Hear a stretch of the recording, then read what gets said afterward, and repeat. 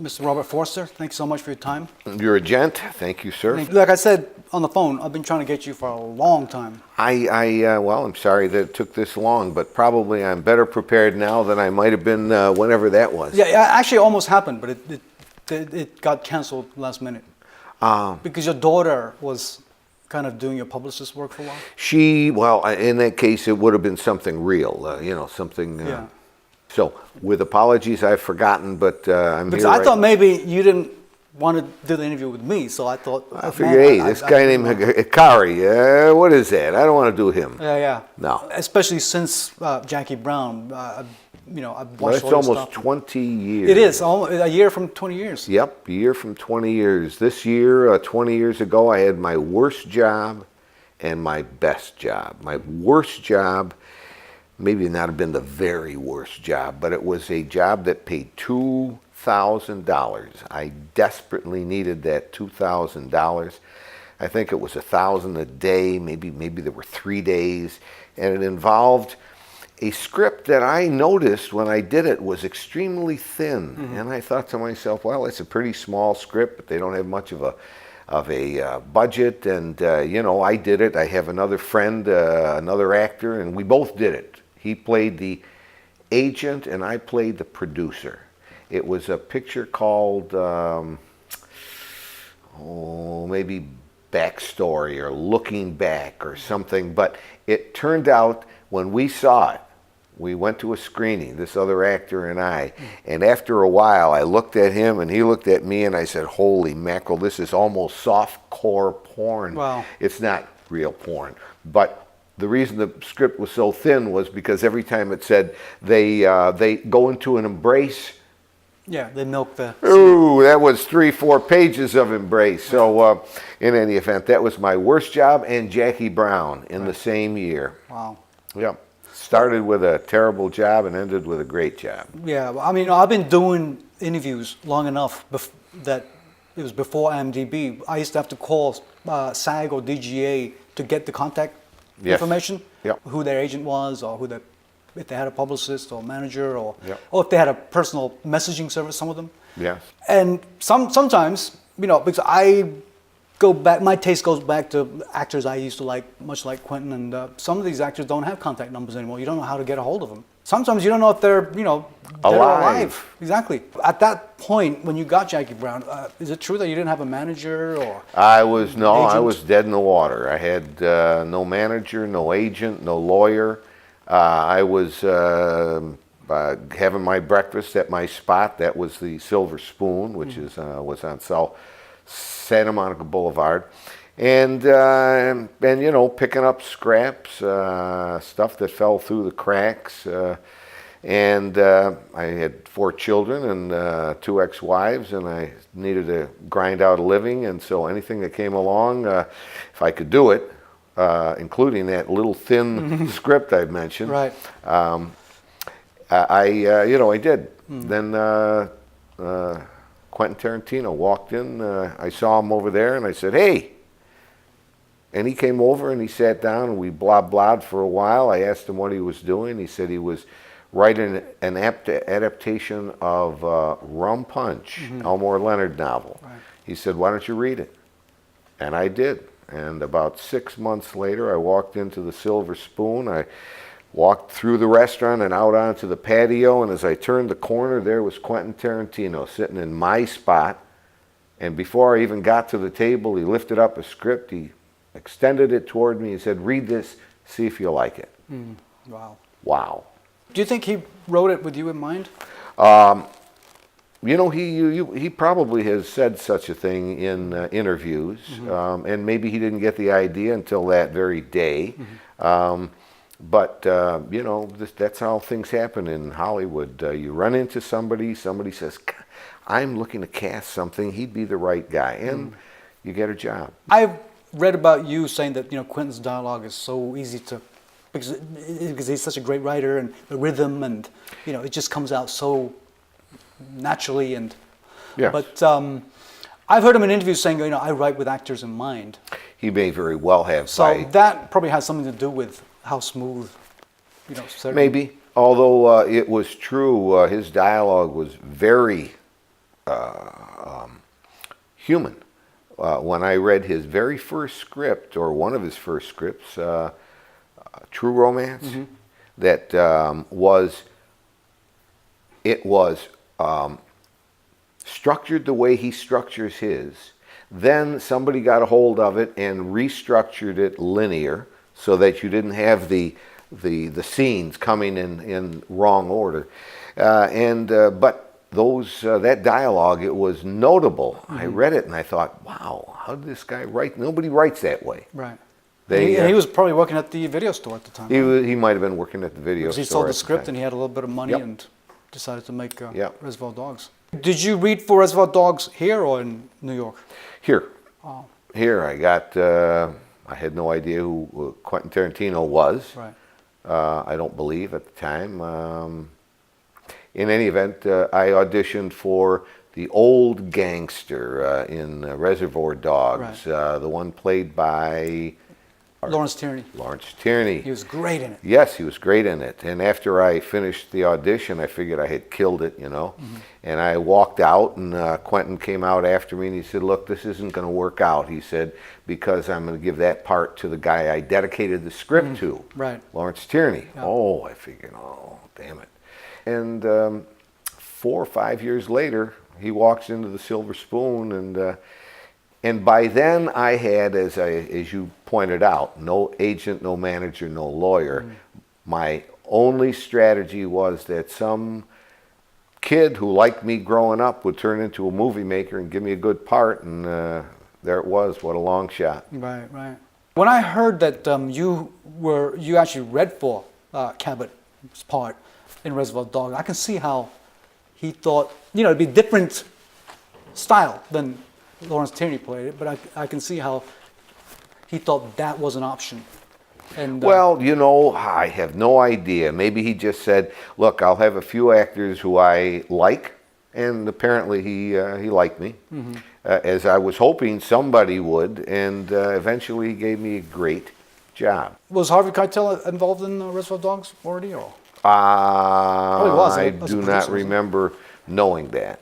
A couple of actors that worked with Quentin, guys like DiCaprio and De Niro, they probably get offered stuff literally every day. But yes, sure they do. You have got to a point where you get great filmmakers like David Lynch and Gus Van Sant and all these guys wanting you in their films. I mean, this is what you always dreamed of, isn't it? Well, it'd be nice to be offered stuff every day. But, it would be lovely to be offered to be doing things. Quality projects every year, I mean... It's look, after Stardom was not going to be my future, I decided that being well thought of at the end is a decent fallback position. Right. And so anytime I get great jobs, and I've gotten some really nice jobs since my whole career, but since Quentin gave me Jackie Brown, I've gotten some good jobs, and made me feel as though... These last 20 years have been very rich, though, right? They've been very rich. I mean, in terms of, work. Yep. Here and there, I mean, there's good stuff. There's still dopey stuff along the way, but at least I didn't have to play bad guys anymore. I got stuck in bad guys for 13 years. Right.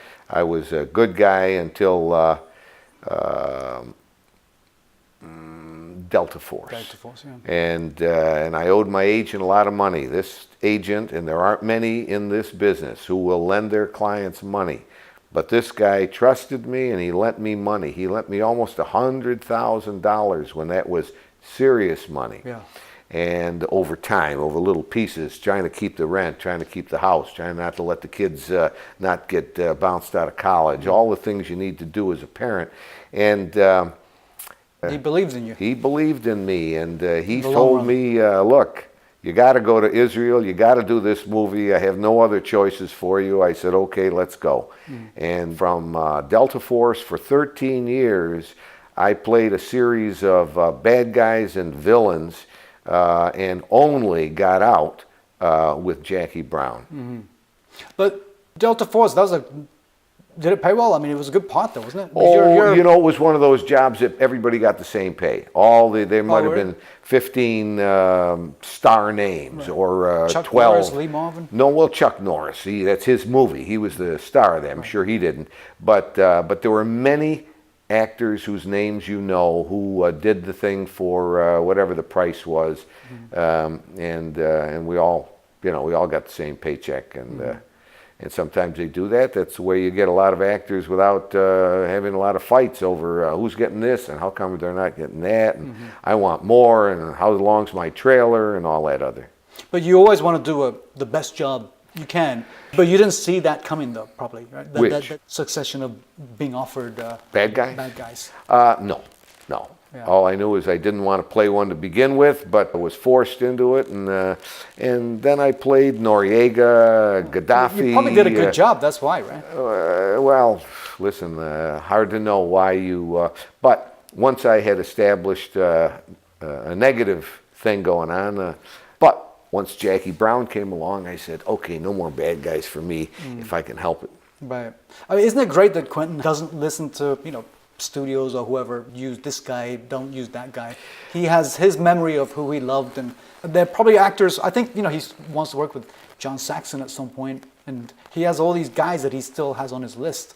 I interviewed David Carradine just before Kill Bill came out, and he was so excited, but that morning I read on the internet that Kill Bill was going to be 2 parts, and I actually broke the news to him, and he left the interview and went to the computer, and he goes, well, I didn't know that. Yeah. Because he thought it was going to be like a 3-hour film, Well, long film. Yeah. Don't you wish, like, directors in general would go back to all these, great professionals who they know their craft and they can deliver the job.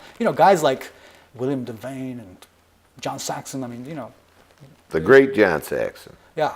I mean, I'm sure they can still bring it, you know what I mean? Of course. And look at Elliot Gould on Ray Donovan recently. I mean, once you got it, if you're given the chance, you still probably got it. Yeah. Alexander Payne is, he casts who he wants. Even in the Descendants, what you did, Matthew Lillard had a real nice part. And Thomas Hayden Church ended up getting nominated for... Thomas Hayden Church, what a good guy he is. I worked with him lately. Right.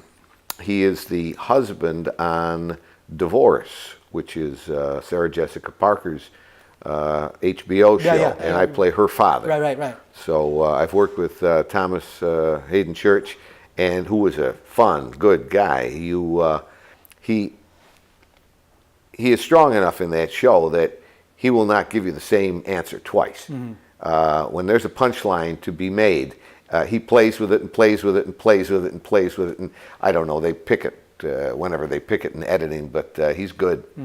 He's fun to work with.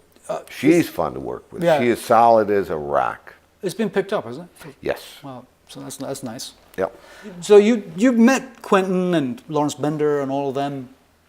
Reservoir Dogs ended up being a great movie, and then Pulp Fiction happens. By the time you meet him for Jackie Brown, he's a world superstar, and you get the job. Was there any nerves going into? I know he does rehearsals and stuff, so he eases you into it. But suddenly you got this great chance again. Yes, and prior to its actually being set, when he asked me to read the script, I went home and I read it, and I was not sure what character he could have had in mind. I said, wow, it's not the guy, it's not the Bail Bondsmen. Could it be the Bail Bondsmen? And I said, it seems like the right part, but they won't let him hire me. They'll never let him hire me. I had already had the experience of being, a certain director wanted to use me, and the distributors or whomever had the authority to say yes or no said no. So when I met with Quentin on the following day or 2 days later, I said to him, look, I read it, and once we had established that it was the character of Max Cherry, which, made me gulp, I said, look, I've had the experience before. I said, I don't think they're going to let you hire me. And he said, and I will never forget, I hire anybody I want. And that was when I realized this guy's bigger than I imagined. This guy's big. This guy can hire anybody he wants. I was amazed at it. And it took a few more steps before everybody in town who wanted that role got their 2 cents worth and approached his agents and until he made it clear that I was going to have that role. And I've seen him say things like that in interviews, and so I know it's so. And there you go, the beginning of something that, a gift the size of which cannot be exaggerated, Right. he gave me. I've seen your work, I've seen Delta Force, and I've seen episodes of Banyan, and I've been a huge Quentin fan since, I went to Reservoir Dogs the first day, in the theaters in Upper West Side, New York. But when Jackie Brown came out, you see Pam Grier, Sam Jackson, Robert De Niro, Bridget Fonda, Michael Keaton, and I was like, who's Robert Forster? Looks like he's got one of the main parts here. Then I see like Roger Ebert and Siskel talking about it's great to see Quentin using a real professional actor from the 60s and 70s, that he did great work and he's at his finest here. And I thought, oh my God, this is Banyan. And then I saw it and it was amazing. But I want to talk me through, you shoot the thing, and obviously I'm sure you had a great experience shooting it, all great Yes. professionals and brilliant Yep. actors. Yep. You knew you had something, but then you have to wait for it to come out. Did you do any work in between? Or was it? Almost none. The picture was shot in the summer and just into September, and my father was failing at the time. My father, who was an old Ringling Circus guy, Yeah. and who had come out here to San Francisco. I met him in San Francisco while I was shooting the movie. I had shot a couple of weeks, then I had a 2-week slot where I didn't work, and my father came from Rochester, New York. I met him in San Francisco. We did what was a summer convention of circus folks, fans and old circus performers, and they gather once a summer, every summer, and this time it was in San Francisco. We saw some circus. He was having a rough time just walking and whatnot, but when we finished, he flew down to LA with me and spent one all-nighter on the set. And and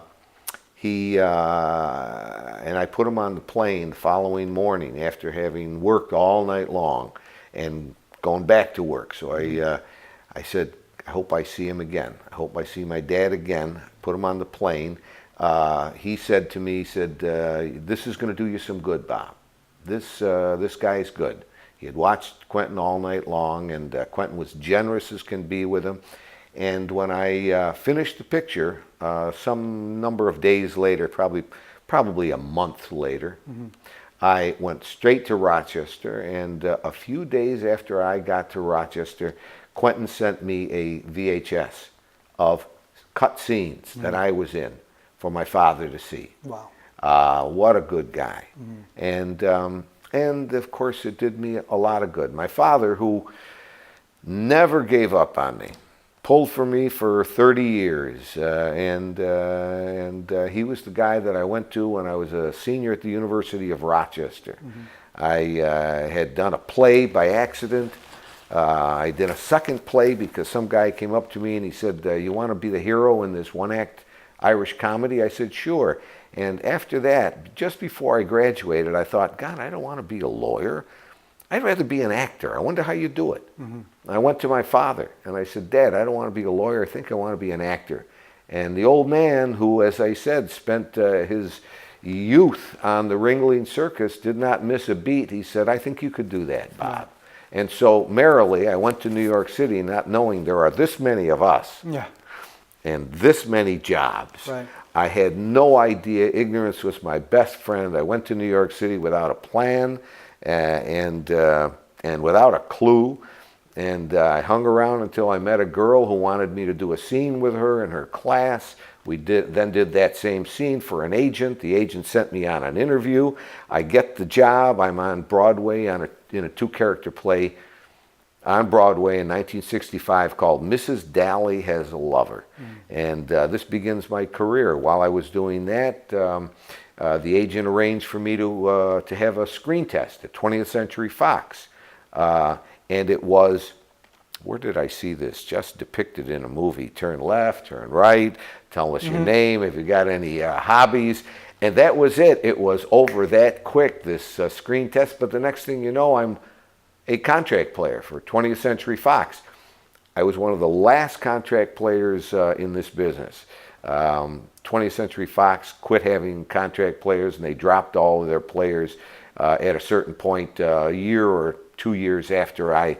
But I consider Fox my home studio, and I've done a good deal of work for Fox over the years. But I've worked with practically every studio once or twice over the years.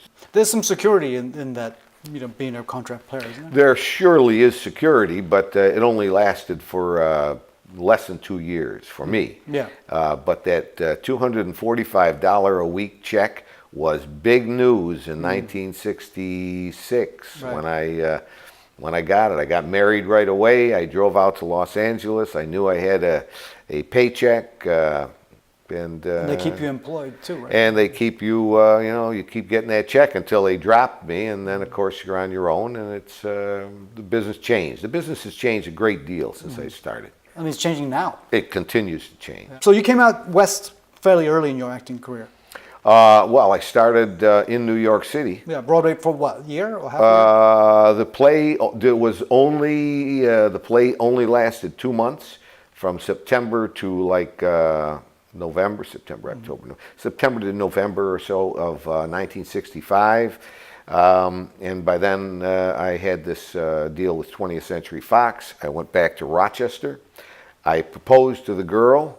We got married. We drove out to Los Angeles. I took an apartment on Fountain Avenue. The first phone call was from the agent. My agent said, the agent said, "Do you know who John Huston is?" I said, "No, I don't." He said, "Well, he's a big guy in this business, and he wants to meet you for Reflections in a Golden Eye." Right. I had never seen it. I had never read it, but I read it quick. And I jumped on a plane. I flew to New York City. I found this hotel. It was a hot, bright, sunny day in New York. I found this hotel on Madison Avenue. I was going to meet this John Huston. I walked into the hotel, and the darkness, the dimness of the light, but I could see that everywhere, there were actors. They all looked like me. Get out of here. I came all the way from California to meet this guy. I took a hike. I talked to myself a couple of hours. I said, "Come on, Bob, go back. You came all the way from California. Go meet this guy." Anyway, I went back to the hotel. There were less guys. I put my name at the bottom of the list. There's always a list.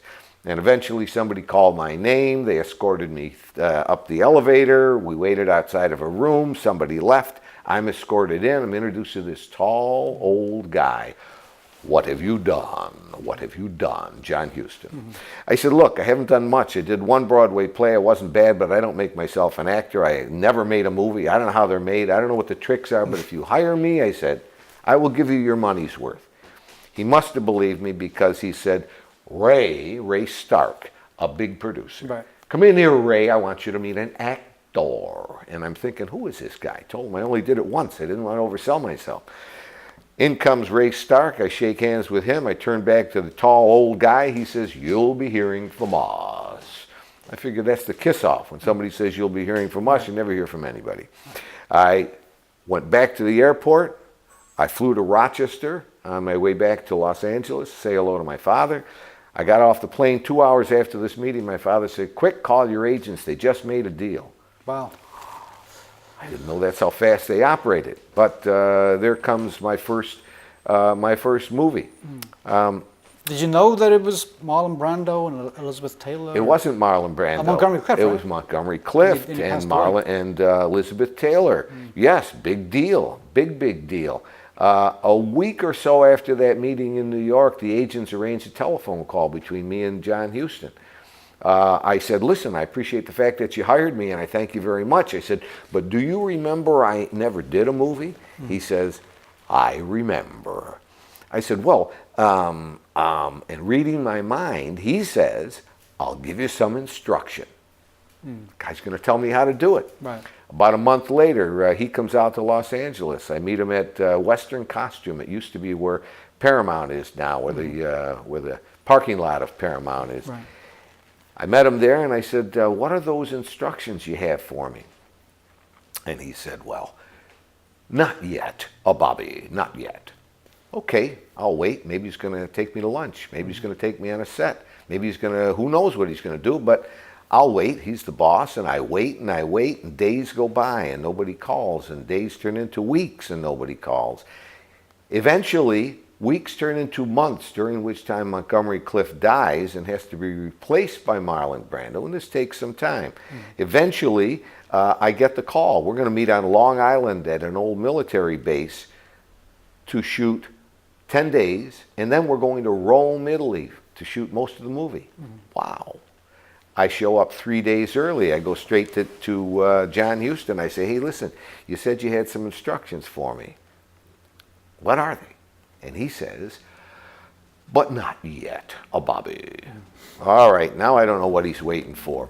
Now it's the night before we're going to start shooting. Everybody in the cast and crew, not Elizabeth Taylor, not Marlon Brando, but everybody else. It's a long table full of people, everybody in the cast and crew. I'm sitting here, and John Huston's sitting right here. And all during dinner, I assume he's going to lean over and toss me these pearls of wisdom. No such thing. At the end of dinner, I say, hey, listen, don't you think now's the time to give me those instructions? We're going to shoot this thing tomorrow morning. He says, tomorrow morning, Bobby. Tomorrow morning finally comes. They put me in makeup. They put me in wardrobe. They stick me in a car. They drive me to the set. The car comes to a stop. I get the back door open when from behind I hear Huston say, now's the time, Bobby. Shoot, I say. I'm all ears. He says, go take a look through the lens. I walk over to the camera. The cameraman steps aside. I look through the lens. I turn back to Huston. He says, you see those? Those are the frame lines. I looked again. I said, you mean that line that shows the cameraman what the audience sees? He says, those are the frame lines. Now, ask yourself this. What needs to be there? Wow.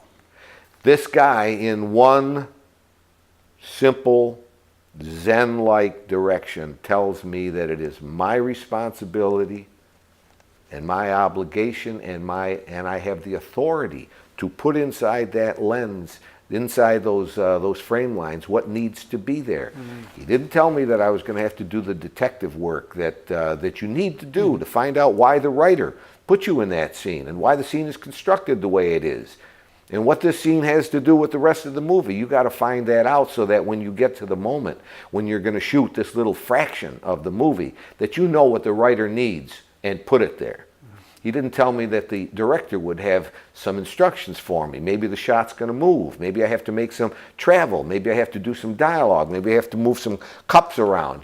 Whatever I have to do, the director's going to give me a notion of what he needs or she needs. And I've got to deliver that when I hear action. And he didn't tell me that the one who set the lights wants me to be in them. And the one listening for the words says, no good for sound if I don't do the sound correctly. Or if I put the cup in the wrong place, somebody says, no good for continuity, start again. Or if I'm too big for the shot I'm in, somebody behind camera says, no good for composition, start again. The actor must deliver a stroke which advantages everybody's needs at once. And that isn't the end of it. The other actor may have to do this emotionally in a scene. I got to build him a little ramp so that the other actor can do this emotionally in a scene. I contribute to the other actor's work. And for myself, I want my stuff to fall just as if I drop my glasses on the floor, just as physics requires. No more, no less, real, authentic, believable, honest behavior. And for the one who's cutting this movie together, I've got to be aware of how the roller coaster track of this movie works so that I can contribute to the downs and the ups. And going around the curves, if I'm not believable, my audience won't be there at the end of the ride. I owe something to my audience as well. And for the one who hired me, I've got to be ready on that first take, second take, to give them a good take so that they can get their schedule done. I owe something to everybody on that set. Everybody is your boss. You must create a stroke which advantages everybody's needs at once. And I remind people that it sounds like a hard thing. It sounds like a complicated thing, but I know actors who I would not trust with a grocery list, and I include myself, who can do that 8 days a week. It is not that hard to create an action which advantages everybody's needs at once. I remind people that in life, you can create better actions on a daily basis. And when you do, you get that reward they always tell you you're going to get when you deliver your excellent best to right now. You get the reward of self-respect. You get the reward of satisfaction. And if you happen to be looking for the good life, these are huge components in the good life. So the inspirational instruction that John Huston gave me was, those are the frame lines. Now ask yourself, what needs to be there? Such a professional, and unbelievably, you were out of work and no manager or no agent. And it's just, we're lucky that we got the chance to see you again for another 20 years. I'm a lucky guy. Well, because everything is lucky. Because it could come down to, you have to face the music, or I have to do something else. Oh, I faced the music. I remember, and it was before Quentin came along. I had an epiphany. I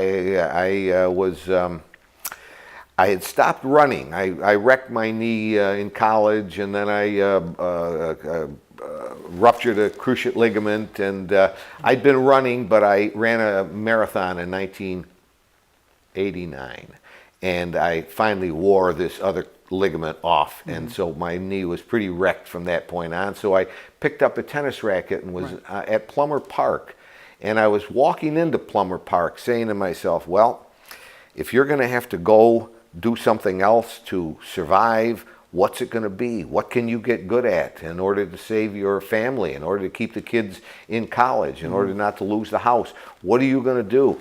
And as I was asking myself, what possible thing do I have any way of making a living, I stopped and I saw old Joe Stein, who was standing at the wall, batting the ball gently back and forth to himself. And I looked at Joe Stein and I said, that's the answer.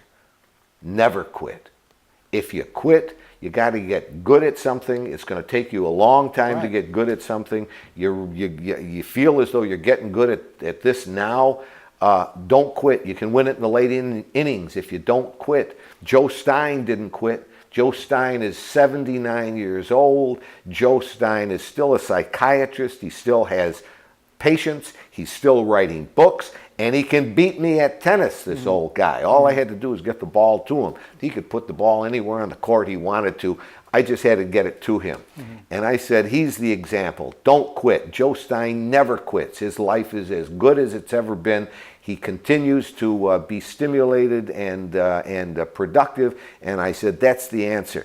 But then I said to myself, in this instantaneous epiphany, I said, well, but how do you get from the hole you're in, Bob, to winning in the late innings? How do you get out of this hole and win it? And I said to myself what I just said to you a second ago. You deliver your excellent best right now. That's the only thing you have control over. You deliver your excellent best right now. You give yourself the best shot at the best future you've got coming. And you get that reward they always tell you you're going to get if you deliver your excellent best. Satisfaction, self-respect. Right. When I say excellent best, I'm not talking about perfection. Perfection is a sure loser. You just do as good a job at what you're about as you can think up to do, and actually do it that way. That will give you that reward I just said. But that isn't the end of it. You got to have a good attitude in order to deliver your excellent best. You cannot be holding on to negative stuff. And that's when this whole package of an epiphany burst into truth. I said, well, once you accept what is, it does not matter you're not getting the good jobs anymore. Put it behind you. Shake it off. Suddenly your shoulders relax. Suddenly you are able to deal with the right now. It does not matter you're not getting the Winnebago anymore, Bob. It does not matter she doesn't love you anymore, Bob. You put those things behind you. You accept them. Once you accept what is, now you can deliver your excellent best because you got a better attitude than you had when you were saying, why isn't she? Why don't they? How come I'm not? Accept all things. That's step one. That gives you good attitude. Deliver your excellent best right now. That's the only moment you got. That's step 2. And step 3 is never quit. It's not over till it's over. But then it's really over. That's Bob Forster's 3-step, right? That is 3-step program. During the years in which my career was really at the bottom. That's so true in life. I mean, it's totally true in life. Because you can't control the curveballs that life throws at you. Cannot control a lot of And things. if you have a good attitude and you just hang in there every day, the good fortune might come. You'd hope next week or the next month, but it might be 10 years from now. It might but at be least you 10 can live years. with yourself. You certainly can. This is forever. I knew it was true, and that's the way I have lived my life. Of course, I prepared these interviews and I have things I want to say. But we just interviewed a couple days ago. Known for a lot of villains, but excellent actor, James Remar. James, yes. And I went to Neighborhood Great Playhouse actor. in New York. And, Neighborhood Playhouse? Yeah. Great spot. When Sandy was still alive. Yeah. And I used to come out for lunch break, whatever, and he lived on the block. And I recognized him from Warriors and Cotton Club, and I said, "Oh, James, and I knew he was an alum there, as well as John Voight and McQueen and all these guys. And I said, "Oh, James, we're first year here, and we're really, struggling." And I've run into him several times, and he's married to a Japanese woman, and so he always asked me, "You're from Japan, you speak Japanese," and he always encouraged me. And he didn't remember any of that. But his career, he's in his 60s now, but he was a lead in Cotton Club back in the 80s. But that didn't do as well as it probably should have, because it was a good movie. Yes. And he played a lot of villains, 48 Hours and, so forth. But, we were talking about how, well, unless you become a big movie star and you're rich, super rich or whatever, you're not really prepared for what do you do in your 40s, 50s, 60s, because he really talked about, I'll be honest, I struggle because the scripts are not as... Everybody struggles. Yeah. It's part of life. Everybody struggles at whatever level you're at. I remind my children and others that there's only 2 rules of money. It doesn't matter how little you've got, you can survive on it. Mm-hmm. And it doesn't matter how much you got, you can spend it all and be in trouble. Right. So I remind my children, you live within the ribbon, because there's a big pyramid of levels at which there's always going to be greater and always lesser. So whatever level you're at, you got to find your happiness. Yeah. And if you happen to jump to another level or drop to another level, you're going to have to find your happiness there. Mm-hmm. And life is not over. It must continue. And so it's your job. And if you don't find your happiness, it's on you. Yeah, because I was surprised what I could actually survive. When the recession happened, magazine business and everything. Because I used to, do interviews for magazines. 2008, 2009, yes. Is that what we're talking about? Yeah. Business all the magazines dried closed. up. Everything dried up. So what was I going to do in mid-40s? I didn't have money to hire editors and cameramen. Mm-hmm. So I decided I'm going to learn it myself and be a one-man band. It wasn't too late for me. It'd be too late for me to learn now because I've been at this for a while. But, I do everything, with some excellent assistance. You can't count on favors. You got to be able to do it yourself. You got to be able to do it yourself. That's why I started speaking to groups. Mm-hmm. And as I started to tell you, I created a little menu of things. And the John Huston story is on the menu. And there's a lot of other things on that menu. But it's all stuff everybody knows anyway. It's all positive stuff. Right. And I decided that I needed a place to express myself, continue to be creative. And because life is only once. And or at least that's what I got so far. Life is only once, and you better do the best you can with it, Bob. And there you go. And we are still doing the best we can with it. Right. Do you think certain people, or performers perhaps, do you think sometimes we kind of thrive on the being under pressure? Oh, of course. Because pressure? Because it's hard at the time, and sometimes, like recently when the economy is bad and stuff, when you're under pressure could last longer than you ever experienced, and bad times can be much, much longer It's not just a year or two, it could be 10 years. Actors never know how long that drought is going to be. But when you look back, Yes. would I change anything? Nah. Probably not. You Because learned a lot of you things learned a lot. during the roughest times. You Right. learned a great deal of things. And you had a good time within that. And you had plenty of good times. You Unless must have good times. unless you're completely negative and you had a terrible time for the 10 or 20 years. That, Yeah. You know. No. But if you found yourself and, maybe that was better time. And should one have success and get all this money and whatever, and if you compare that time to when you're really struggling, maybe those struggling times were the really fun times. Especially if things are, turn out well. But, especially if things turn out well at the end. Yeah. Like for you. You're doing great. I'm genuinely grateful for all the good luck that has come my way. And there you go.